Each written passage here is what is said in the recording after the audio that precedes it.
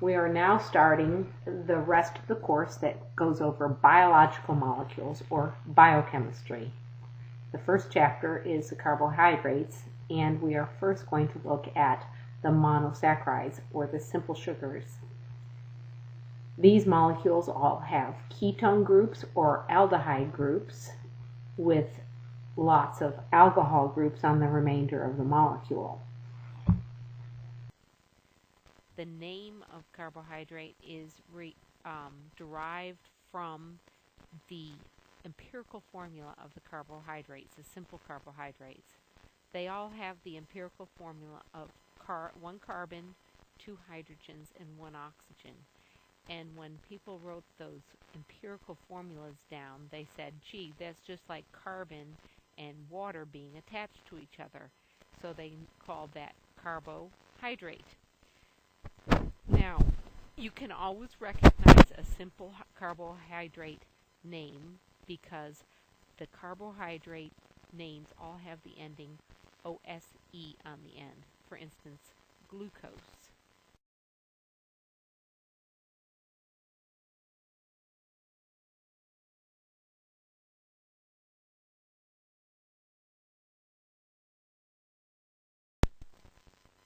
The monosaccharides are one carbohydrate unit, one simple carbohydrate unit, or also called one sugar unit. They're very water soluble because there's lots and lots of oxygen in there, 1 oxygen for every carbon. Disaccharides have 2 sugar units attached to each other, and they tend to be water soluble. Trisaccharides would have 3 sugar units, etc. The polysaccharides have many sugar units attached together. They're so large that they're not really water soluble. They can be water suspendable, but they're not really water soluble. Carbohydrates are used for energy storage, for energy transport, for structure in cells, and it is the basis for many other classes of biological compounds by different modification. For instance, you've probably heard of glucosamine, and there are glucoproteins. So there are many biological compounds that depend on the carbohydrates to be parts of them. Monosaccharides, or the simple sugars, all have the empirical formula CH2O. We classify our monosaccharides based on how many carbons are in the structure, in the molecular structure. The simplest monosaccharide that you can have is one with 3 carbons in it, and we call those trioses. If it has 4 carbons, we call it a tetrose. If there are 5 carbons, we call it a pentose. And if there are 6 carbons, we call it a. The monosaccharides are basically polyhydroxyaldehydes or ketones, polyhydroxyl ketones. That means they are aldehydes with many hydroxyl groups on them, or ketones with many hydroxyl groups on them.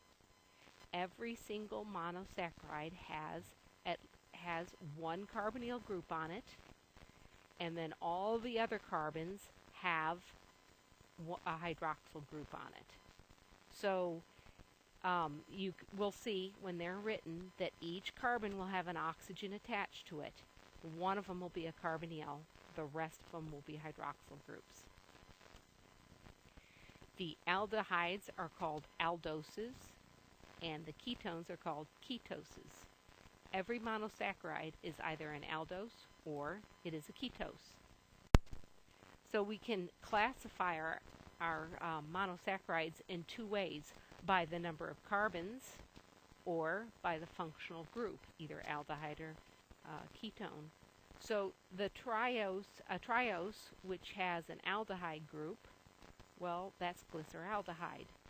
That molecule, glyceraldehyde, can be classified by its 3 carbons, so we can call it a triose, or it can be classified as an aldehyde group and call it an aldose. if you look, how do we separate which is an aldehyde or which is a ketone? By looking at the structure.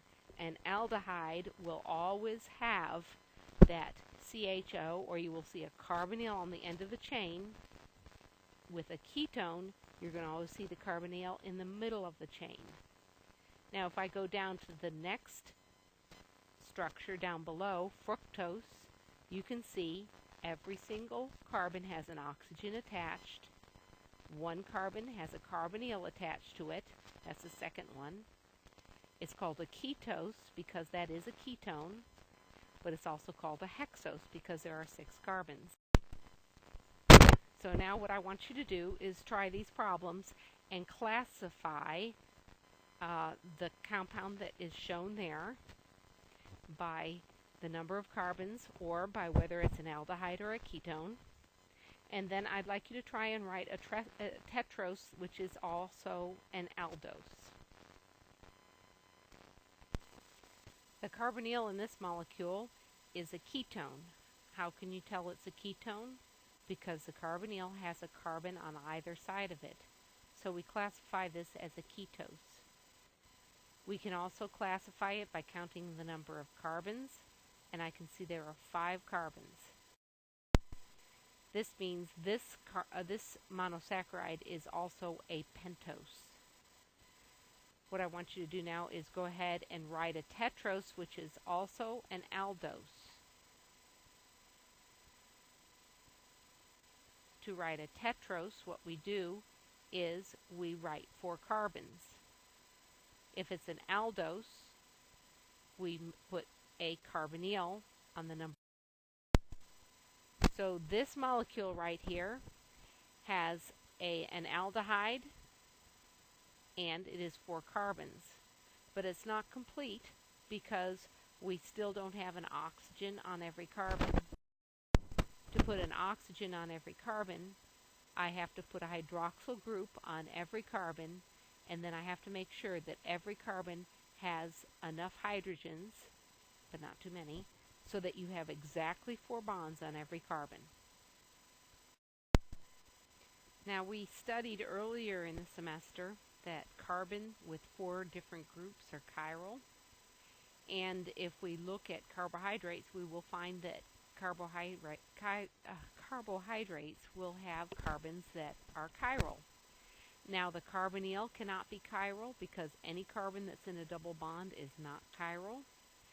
And the carbon at the end of a chain that has 2 hydrogens attached to it is not chiral because 2 groups are the same. But the other carbons in the chain will be chiral. And that chirality is very important.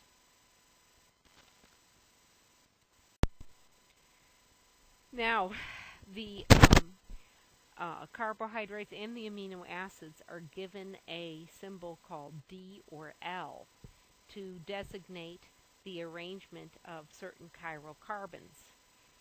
When we write the monosaccharides, we commonly write them in Fisher projections in which the carbon chain is up and down and the carbonyl is written so it's closest to the top of the page. And the D and L designation belongs to the carbon, the chiral carbon that is closest to the bottom. The D and L is very important because that determines whether or not it's biologically active. If I look at these 2 glyceraldehydes, glyceraldehyde has a carbon that is chiral. It is the central carbon in that chain. There is the aldehyde group that I have written at top. Then there's the methyl hydroxy group, and then a hydroxy group that is attached and a hydrogen group that is attached. So there's 4 different groups in glyceraldehyde.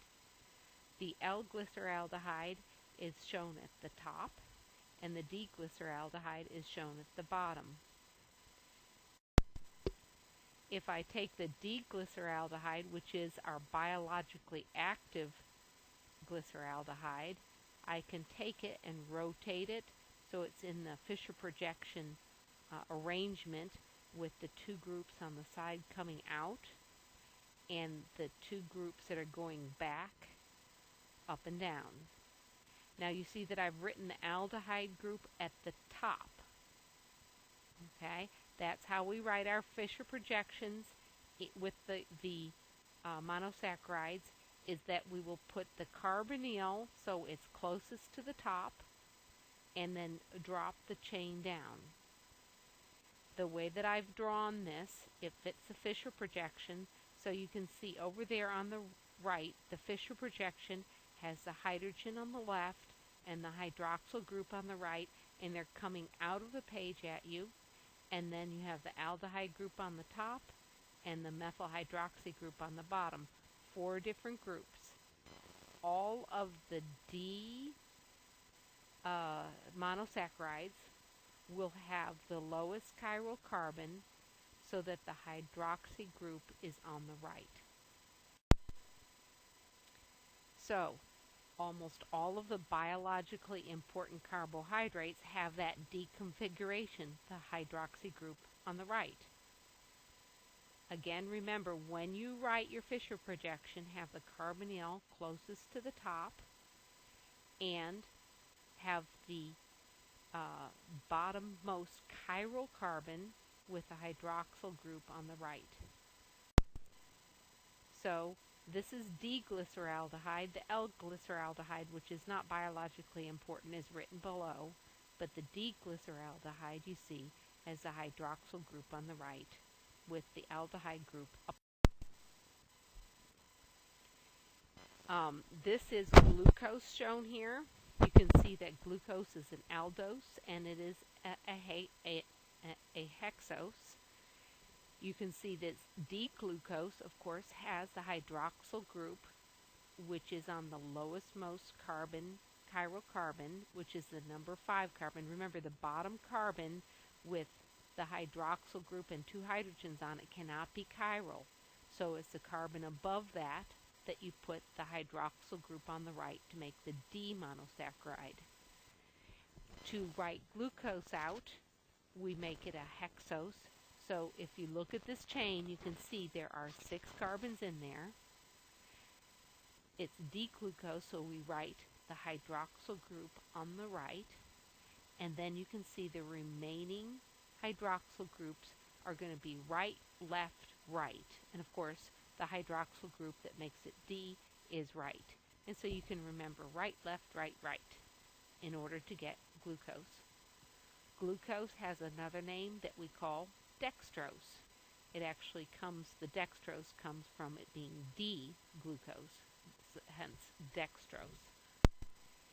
If we look at fructose, you can see fructose is also a hexose, but it is a ketose instead of being an aldose.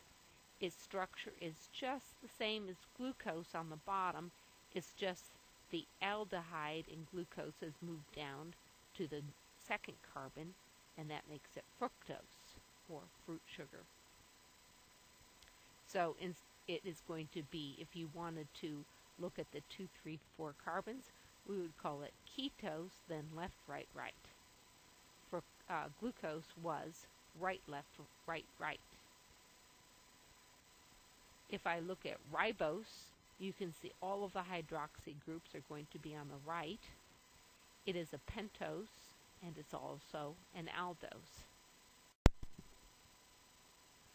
Ribose is the sugar that we have in RNA, and then we have deoxyribose, which is the sugar that is in DNA. Deoxy comes from the fact that this sugar has an oxygen removed. So deoxy means that the oxygen has been removed. It's on the number 2 carbon that the hydroxyl group has been replaced by a hydrogen, and that's why it's the DNA and RNA have the names RNA. RNA stands for ribose, and DNA, the D stands for the deoxyribose.